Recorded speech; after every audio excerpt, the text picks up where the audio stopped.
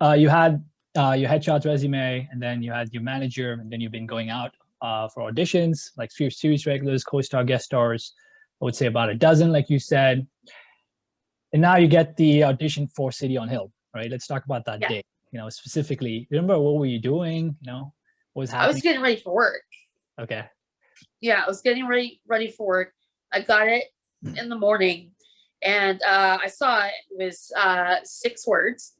I wasn't, no one was asking me a question, and I was just responding to someone. So I was like, oh, I can take this right now. So I taped it and I had to send it back to my manager within probably 20 to 30 minutes. Okay. Yeah. Okay. And then, but it was around Thanksgiving. So after I didn't hear back a couple of days, I didn't think I got it. So I'm like, it's 6 words. It's Yeah. I don't even know if it's a sentence. It's a sentence. And then I found out a week later that I booked it. Okay. So even though you said it was 6 words, you just felt confident to do it by yourself because you've been training with James and you've been in class. You got that. Yeah. And I knew because I had taken multiple workshops with the CD with Nick, and I also know the someone that works on the show, so I know the talent, and it was very kind of self-explanatory, and I was like, I'm not gonna like overthink this, and what the character was, so I just made a choice. I was like, this is what I'm gonna do, and I'm gonna send it. So it feels like it was like you're rushing to work, and then it was a quick audition. You just wanted to get it in as soon as possible. It was just one of those things. You didn't think it was just one of the auditions that you get, and you didn't really think much. You didn't have to prep. I'm sure you have a self-tape kit at home, like you can tell right now. So this is what yes. That's important, right? I mean, having those things at home, like you can. Even if you're in a rush, but if you have if you have self-tape at home, you're sending in a quality tape. Sometimes in a rush, people think, oh, I can just use that as an excuse. I was in a rush. I can't, people give excuses to actors, right? But you were in a rush. You are working all the time, but you had something. You were training, so you were ready to go when you got the the show. You met the casting director, and you had the self-tape all set up. So you sent it in, right? Right, exactly. Okay, gotcha. Okay, and how did you feel? I mean, I know it was one of those auditions. Did you feel like you could book this when you sent it in? Like, did you have that feeling prior to hearing the news? I kind of did because it was like very specific to feedback I had heard from the CD about like what he like perceives like my type to be. So like that took into account. I took that into account in the auditions. I'm like, okay, this is set in the 90s. The character is the name is like churchgoer. So like I like pulled my hair back off my face to a scrunchie. I wore something that was very like neutral, very kind of like, I want to say homely, but very like my image person like goes to church. And was just really just like myself. Just that's all I could do because like because he always would say that you have like a very like warm kind of like bubbly energy. So that's why I did so fast. It was just like so I was like, that's what he's always telling me that I give off. So it's like, well, that's what I'm going to do. Yeah. And all I had to do was adjust to making it in the 90s because they weren't rocking like natural hair like that. They had locks and stuff like that, but they didn't have like big curly hair out like this. Yeah. Okay. Gotcha. That's smart. Yeah. Okay. And then, so what happens next? A week goes by, right? Thanksgiving. And then do you remember, like, what were you doing? Where were you when you got the call? And how did you feel about it when you got the call? Yeah. I was sitting on my bed, getting ready for work. Again. And I got always working. This is the theme of the story is always working. I was sitting on my bed and I got an email from my manager telling me that I had been pinned and to confirm the shooting dates. And I was like, yes. And then I was like, I was super excited. I was like, oh, I'm pinned. Like, this is great. So I'm getting ready for work, and then about 30 minutes later, as I'm heading to work, I found out that I booked it. Okay. Wow. Okay, you've been pinned, and then in 30 minutes they let you know you've been confirmed. Okay. Wow. So cool. I love these stories. So because it's every time it's so different with everybody, you know. Right. Sometimes people wait a week, sometimes people wait a couple of days, like you, in 30 minutes, you know. Some people leave the audition room and then, you know, they get a call when they're on their way back home. Hey, you booked it. Right. It's so insane how everything works, and especially with COVID, you know, especially you booked it during COVID, kind of, right? Yeah. Yeah. I mean, it was, yeah, because it was November 2020. Yeah. Okay. Yeah. Like pretty much going in. So it was after Thanksgiving. So it was like almost into December. But I think that's what a lot of people sometimes like, oh, I hear back in 2 days. I didn't get it. It's like, you never know. Like, there's so many things happen outside your control. I mean, it's a holiday weekend. People are probably off. They're not looking in the office. They're not rushing and book this co-star right now, and you know, whatever. So I think sometimes we talk ourselves out of it before we let something happen, you know. Yeah, exactly. You never know. Like a lot of things are moving, you know, schedule changes, and I mean, even for you, right? I mean, I remember. Oh yeah, this changed pushed like how many times? 4 times. Wow. Yeah. Yeah, it was supposed to shoot December 4th, and then I was supposed to shoot December 18th. Then I was going to shoot January 29th, and then it shot February 4th. And how did the COVID testing go? How many times did you have to test before you got on set? Every time. I mean, you had like when I because I got fitted for wardrobe like that a few days later.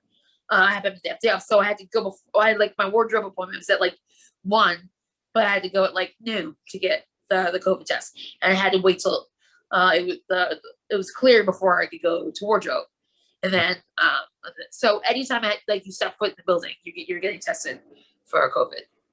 Oh wow! So okay, even for fitting, that's interesting. I never thought about that. I mean, they would make sense. Yeah.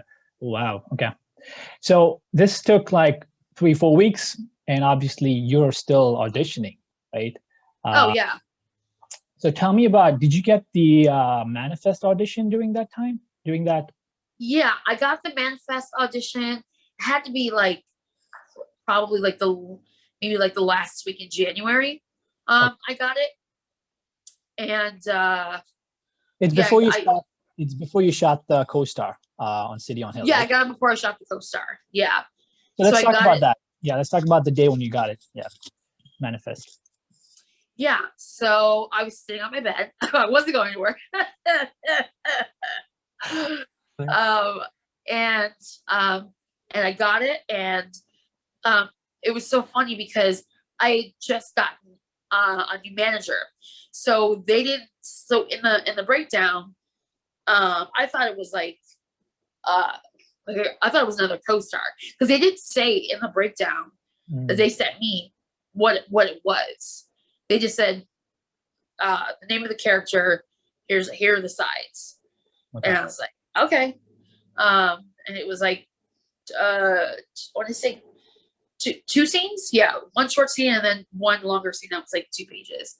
So I didn't know what I was auditioning for. I just thought it was just like, and then I kind of figured, oh, it might be like a guest star, but it's like 2 different sides, you know.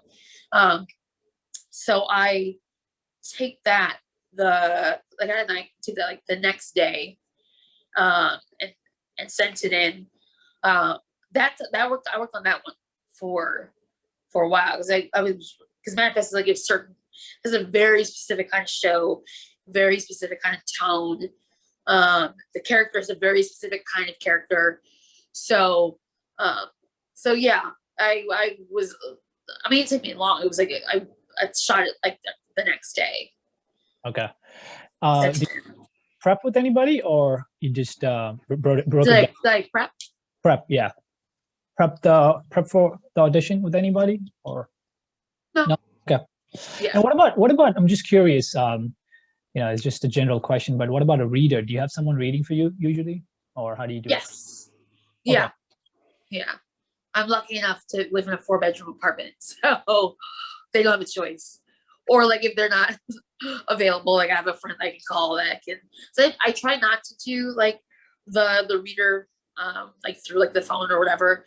But there's just sometimes where I'll get home late from work and like, and then I am such like not not perfectionist, but just like super anal about stuff.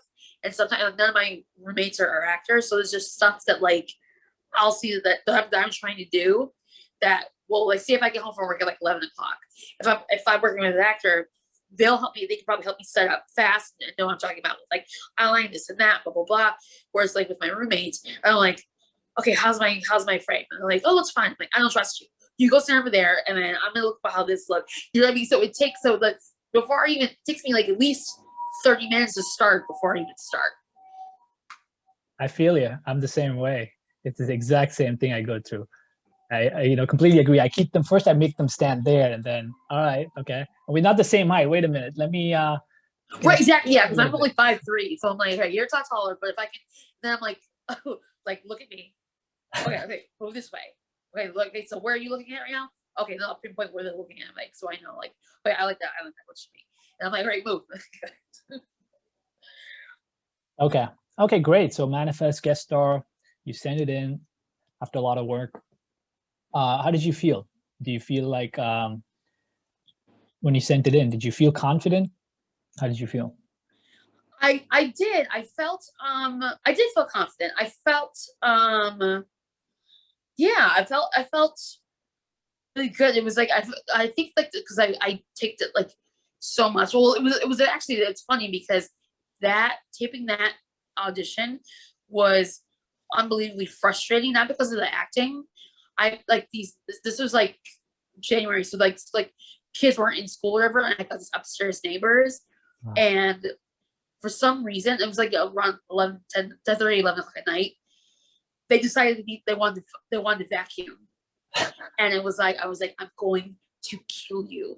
And I could hear like furniture moving and like kids up, and I was like, I will go up there and I will kill all of you because I need to get the done. Like, I was just like, why of all, not because like I'm in Brooklyn, like you can probably hear it, like I'm lucky enough, I've got 2 windows in my room, so I get lots of natural light. So when I hear like, so I can like hold for sound for like, a car going by, and I can't control people upstairs that want to vacuum at 11 o'clock at night. And I'm like, I'm going to kill you. So that was like very frustrating. I felt like I like got good takes, and I could hear a vacuum, and I was like, yeah, or like something sounded like a bowling ball was being dropped. So I remember being very frustrated and very annoyed, and I like moved my whole set to like the living room, and like it was just at one point like I had to like, I was using a reader over the phone, and it was getting late, and so I was like, okay, you go. And I got my other roommate who's French, but doesn't really understand like he knows English, but like again, like when he's reading a script though, he doesn't like, I had to then re-explain to him, okay, this is what you're talking about. This is what this word means, and this and that. So that was a whole experience. So yeah, the frustration that came out of that was very real. Okay. Yeah, I can relate. I lived in New York City 2018, 2019, and oh my gosh, I mean, I was at like 137th in Amsterdam in Harlem, and the place I was at is right next to a bus stop. And oh my gosh, and every there's a bus, stopping, picking up people, and it was so hard. I had to really quickly do it, and then that was always in my mind. Oh my gosh, a bus is gonna come in. The sound. Right. Oh, it's tough, man. New York City is so. I mean, New York in general, it's so hard to tape sometimes, unless you have like a nice studio where you can, covering the sound everywhere. But it's hard. I completely agree. It's a challenge. Yeah, for sure. I think nowadays though they're more forgiving because they know that like, yeah, and especially then like there weren't like studios you could go to and tape, like you had to tape out of your apartment. So if like you just have to like I feel like one time I've sent tapes where you can hear a car or whatever, or you can hear something because it's like it's almost unavoidable. Yeah, I agree. Okay, cool. You send that in. So now forget about it, obviously, because you want, because you're probably excited to shoot the co-star now, right? So let's talk about that. Right, that was coming up. So let's talk about the shoot date. Let's talk about like how were you feeling when you woke up and when you were on your way there? What happened?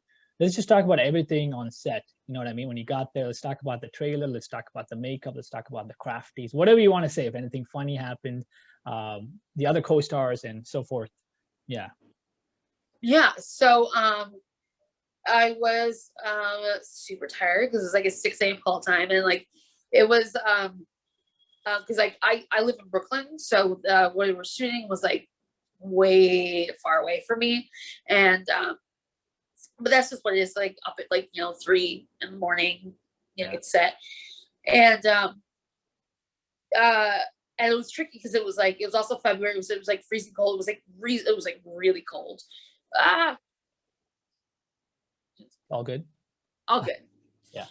It was freezing cold, so it's like, and it's also like 6 a.m. so it's still dark out. So you're like trying to find the van, and you're like calling the AD, second AD, and you're like, I'm on this corner. Where are you on that corner? Like that kind of stuff.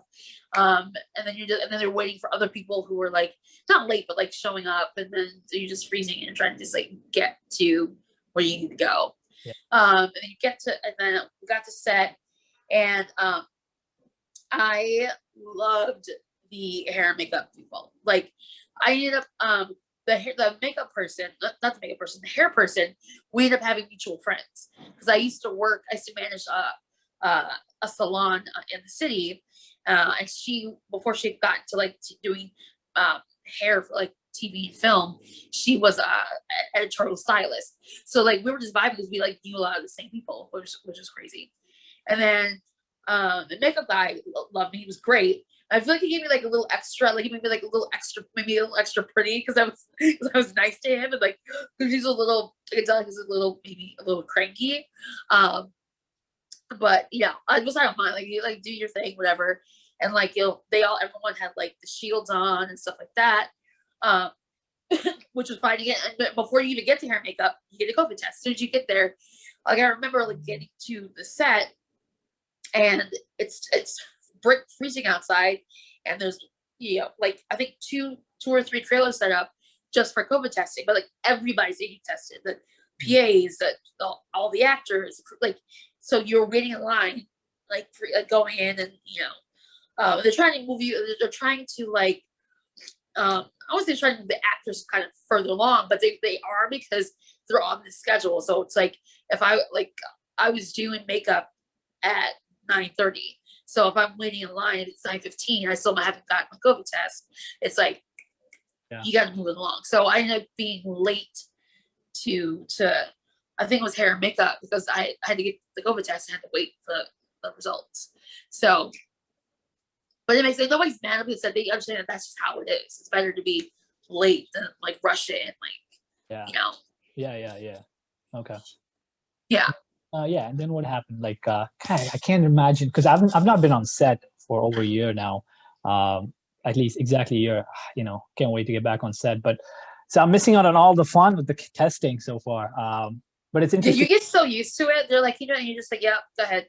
Like it's like nothing. It's like rote, And then the doctors and nurses they have like, there's like a person sitting at a desk, give them your information, and then you get swabbed.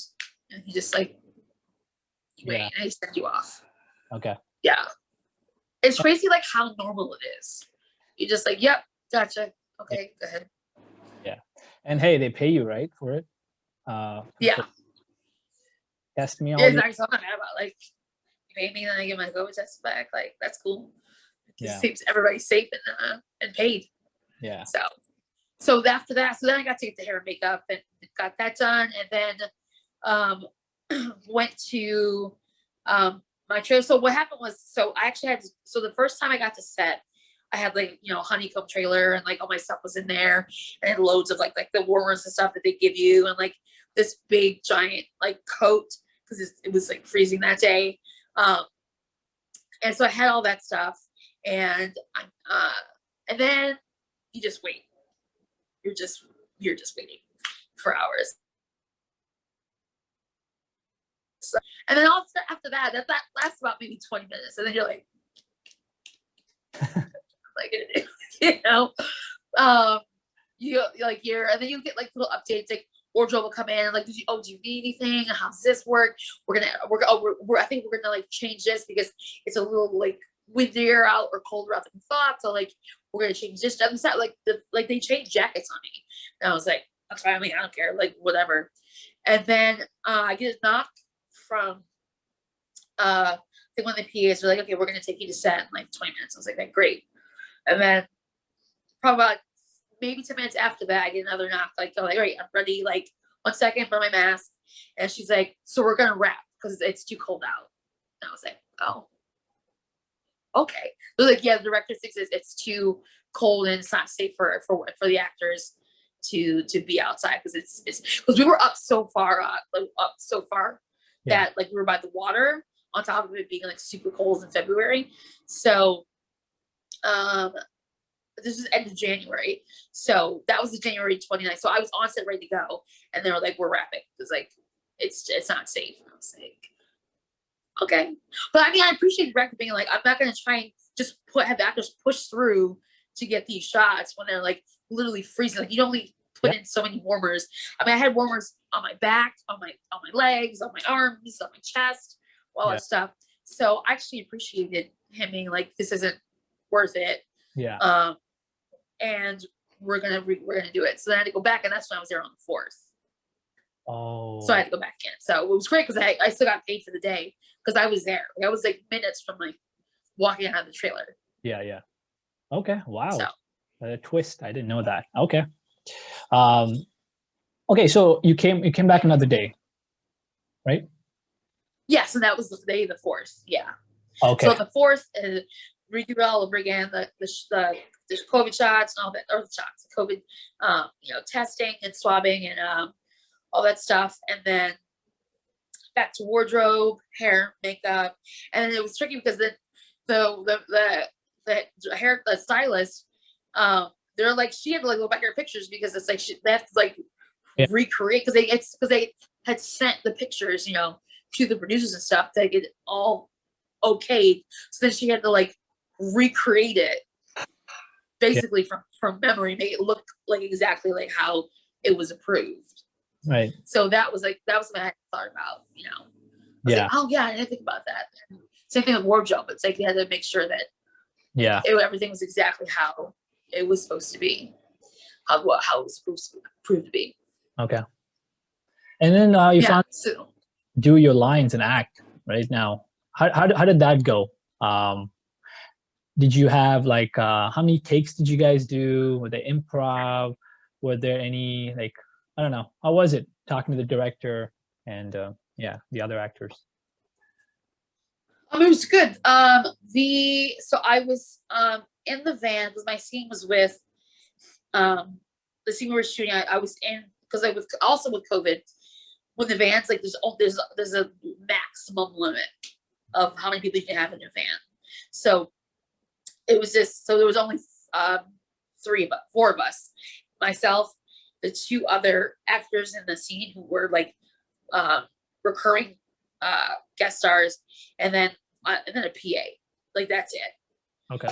So we didn't really like have lines to run because I knew I was off book on my 6 words. And then we got to set. The director, he moved pretty fast. He came up to me. He was like, "What's up, Arianna?" And it's like, I just like he knew my name. I was like, "Oh, thank you." But yeah, it wasn't a lot of like it wasn't so much like they rehearsed a little bit. They rehearsed. Most of it was more about like timing for stuff and like movement. It was more like a blocking rehearsal than like acting per se. And then we did it like a few times, and I think I probably did it like maybe like 5 or 6 times. And like the director, he had a very clear idea of what he wanted. He's like, all right, when they come up here, everybody like look that way, and when they get to this, when I hit this mark, everybody do this. And then I didn't realize this was the first time I said how low the actors had to talk, because I'm used to like theater, so I had to like read his lips to know my cue. I was like, but I had to be acting like I'm not reading assessment. Yeah. Oh. And then I like do my thing. I did not realize that, like, because I saw it in rehearsal, but I thought it was just rehearsal. That's just like, they were going to go like, and then once we were rolling, we were going to go full out. I was like, oh no, that's just how they do it. Yeah. Oh, so I did my like bang. I was loud as hell. I was just like, ah! And I think they looked at me, and I think they just thought, I don't know what they thought. That's funny. I'm sure they probably had to fix that sound. Glad you mentioned that. See, you realized it when you got on set. You know, it's so cool. Like you learn a little bit. You know, you always learn something, right, when you're on set and actually. Yes. And it's so funny. Like I used to have that problem. I still have the problem a little bit. I don't project like really loud. Like I've never done theater, and but auditions and all that, I have a mic attached to me, so it picks up and whisper and everything. But then there were people who were telling me, no, you gotta, people can't hear you on set. I'm like, I don't. What do you mean? They have a boom mic. They have a next to you. What are you talking about? Like in my head, I didn't believe it, right? And then obviously I heard some actors who are on set, and I started watching actors like they don't like. For example, Ben Affleck and a lot of other actors, they whisper, like they whisper in every show, every movie they do. You can they don't project really. But then you learn these things, and then as a theater actress, like you learned that very something that's really important. So because I'm like, I had the mic attached to me, but still I was like, no, I need to be like not exactly like full voice, like I'm on stage, but speaking it like a normal. I was like, no, you gotta take it down, because like that's why, and I think that's why so many times when they talk about it being conversational, that's what they mean, like having a natural conversation. Yeah, you're not yelling and doing all this extra stuff. You're just exactly. Okay, so you get it down. You're done with the job. Now, how did you feel? Like now, it's technically it's your first co-star on set on a very good show as well. How did you feel, when you wrapped that day, just overall?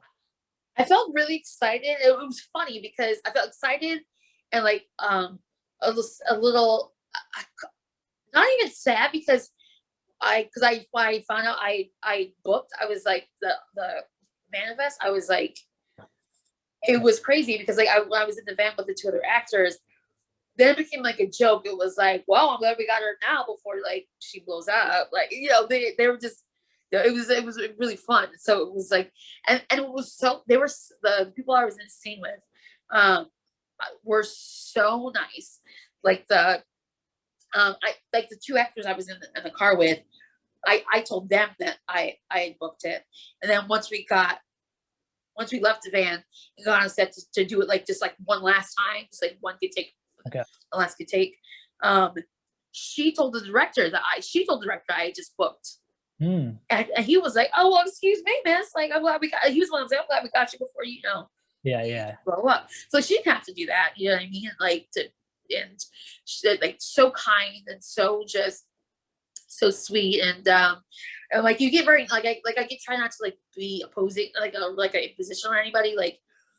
So I remember like when they were taking lunch orders, I knew that like after this, like after I shot my scene, I was done for the day. So like I didn't want to order because I was like, I don't want to waste their money. She was like, you better get that food. I was like, and the guy behind the other actor was like, yeah, get her order, give her the phone, give her her order. And I was like, all right, I'll get the salmon, and because I just felt bad, like well, I'm not, like I'm done for the day. They're like, it doesn't matter.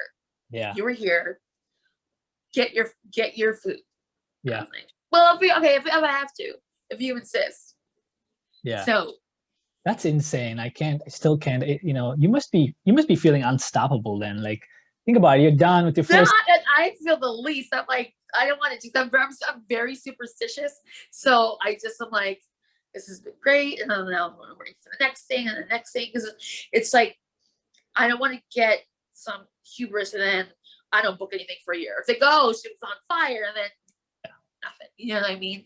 So I think always having this like, for me, it's a healthy fear of like, I'm never gonna work again, and then so it repels of like, not acting out of fear, but just acting with every audition is just a great opportunity.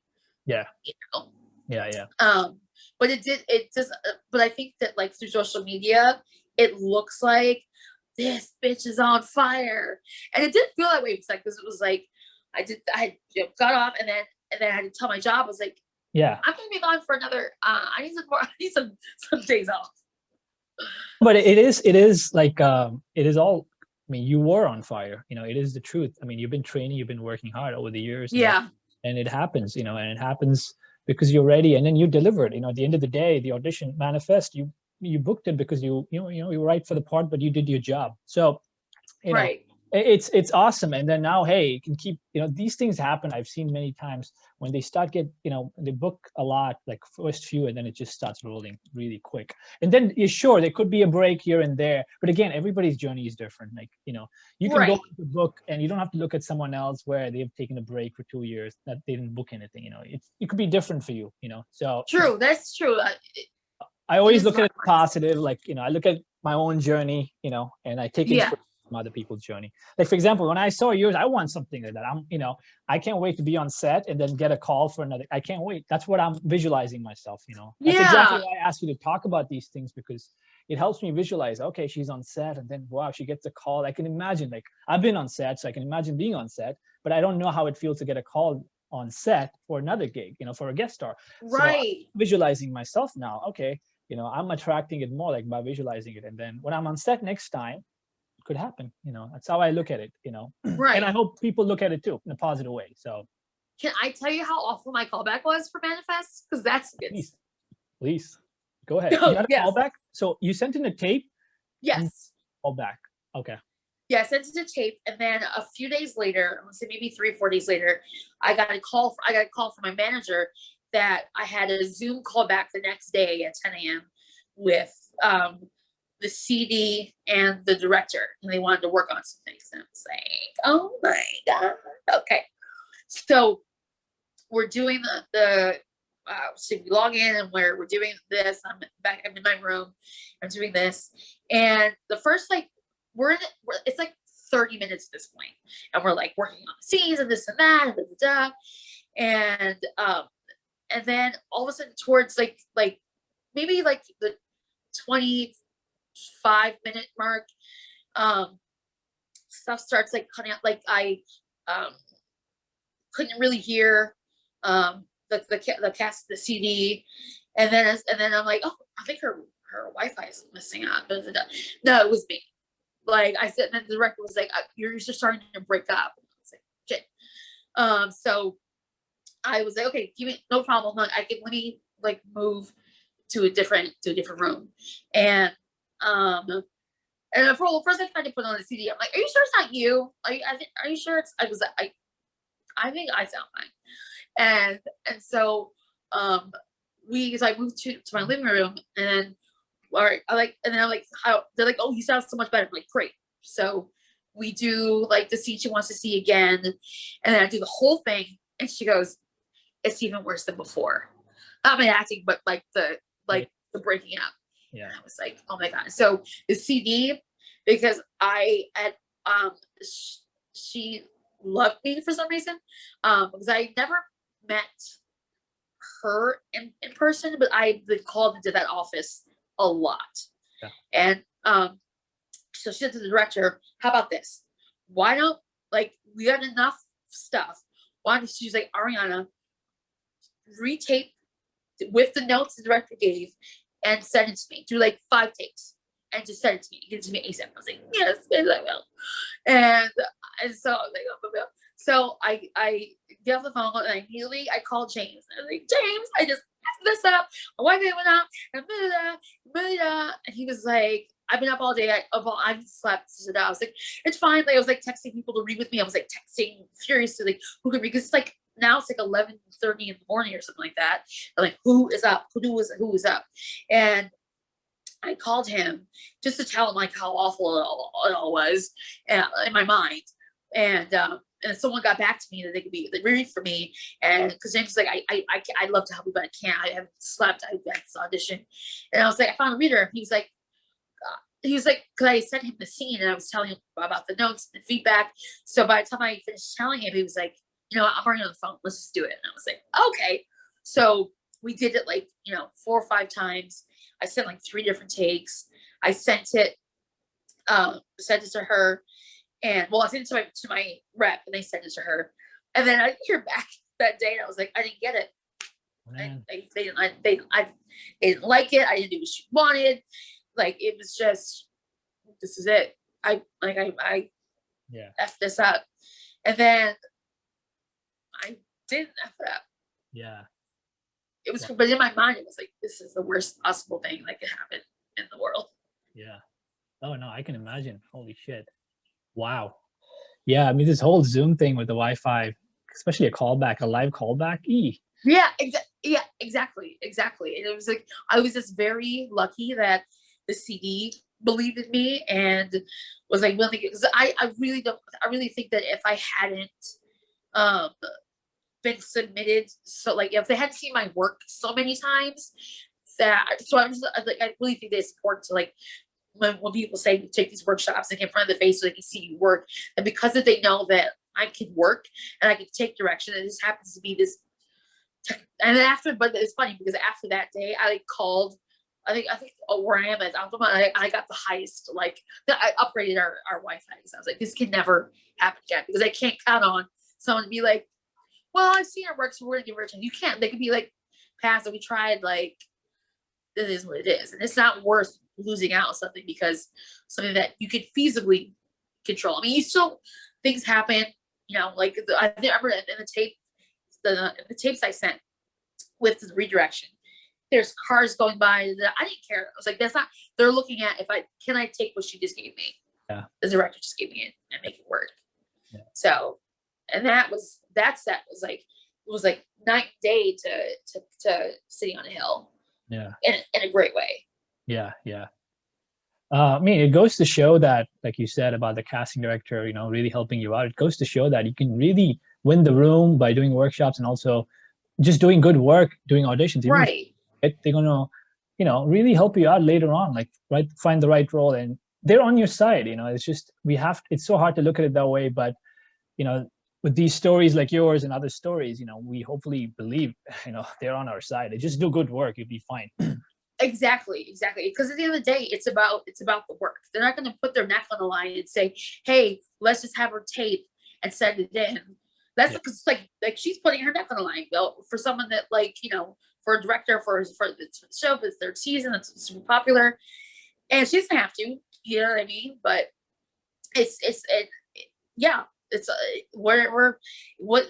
nobody asked me about how many Instagram followers I had and all that stuff. It was like, can this girl act? Yeah. Can't you do what we're looking for? And that's what it was about. So, and I had a great time on set. It was 5 days. It was 2 days, 1 week, and 3 days the next week. And they had a different protocol for like COVID testing than the other show.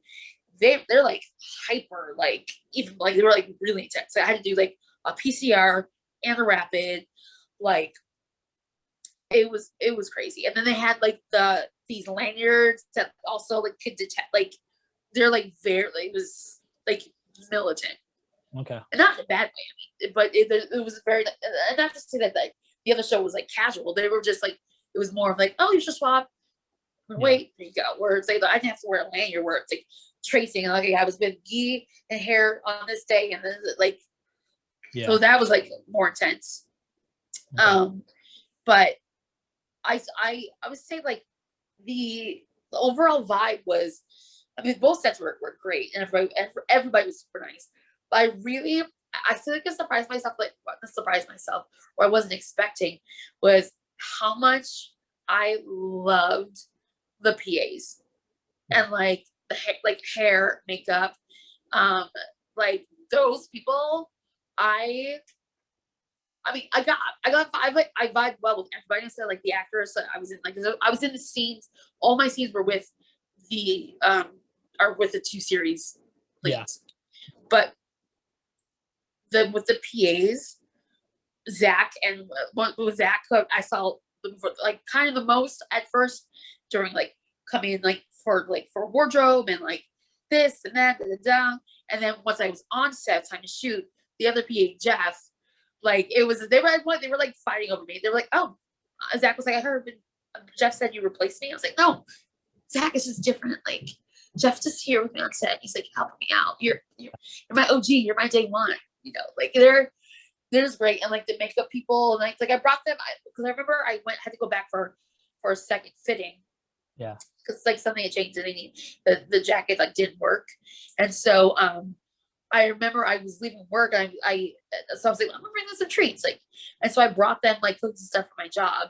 Nice. And all I heard about them was like, "Are you the girl? Are you the cookie girl?" It's like, I think they don't care because they got craft services. They got like the creme de la creme and you know some cookies. Or they were just like set the tone for the rest of like they knew who I think that set the tone for them of who I was as a person. Like, because I had one bag of goodies for hair and makeup and production, and then I had the PAs, and then one bag for wardrobe. Yeah. You know? And like they were like super excited about it and all that stuff. But yeah, I just set the tone for the rest of like my time on set.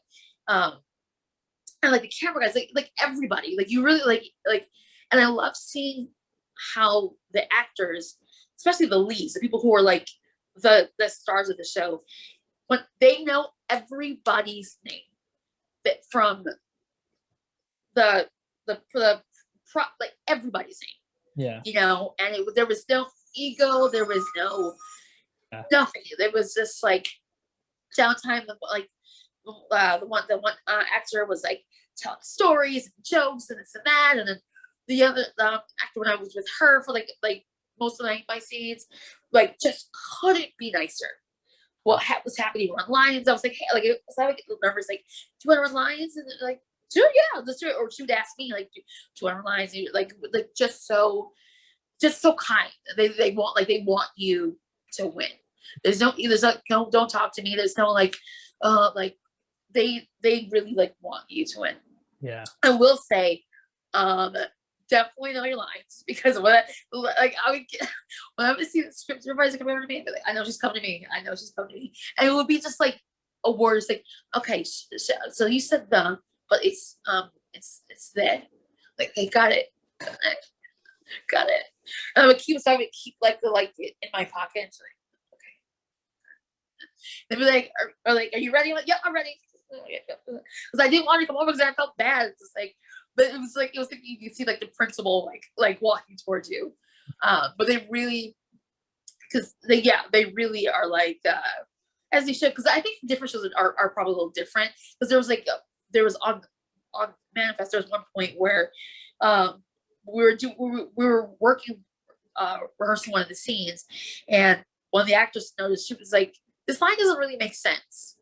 Like for her, it's like for me to say it. So it would make more sense that Arianna would say it. And so who was on set every single day was also the showrunner and the creator. He was there every day. Yeah. Couldn't miss. He was like, "What's up, Arianna?" It would be like elbow bumps, like when I tell you from the top, like he started from the top down. Like he made sure, like as soon as I walked on set, when what's up, how you doing? How you having a good day? That's like great job today, great work. Like between scenes or at the end of the day was like a cheerleader for everybody. Yeah. Especially like not so much like the series regulars, but like for me to be like I think it's so important. I can't stress this enough to like know people's names. Yeah. Because I had a director who like didn't know my name, and I was like, I know you don't know my name. I know you don't. That's why you keep calling me my character's name, because you don't know it. Whatever. You cut that out. But I was like, okay. But it doesn't matter because the showrunner and the creator knows my name, you know, and likes my work, and like, you know, so it's just that kind of attention to detail, which I think some people take for granted, because I think you get so excited just to be there that you don't think that like being treated like a human is a thing that comes with it, you know. But it is. It's like you should know the name of, like, there was one scene where it was one day we were shooting where it was like really heavy snowing, and this one PA, Jeff, his whole job was to hold an umbrella over my hair and the other girl's hair so it didn't get wet for like continuity. And I was like, Jeff, just let me, I can hold the damn umbrella. He's like, nope, this is my job. This is what I'm doing. I'm like, Jeff, give me the umbrella. It's like, no, this is what I'm doing. Because then you feel like a diva, and you're just like, no. But you really was like, if he wasn't doing that, he'd be doing nothing. Yeah. You know. True. Yeah, it's delegated really professionally, very efficiently, right? Everybody. Yes. Like you said, like holding. You might think, why is he holding it? But everybody has that job, and hence you don't get wet. Hence they're on time. Hence they don't waste money. It's just everybody's on point with their job. Yes. Just so everybody benefits. Everybody gets out on time. Everybody's not frustrated. Everybody, wins. So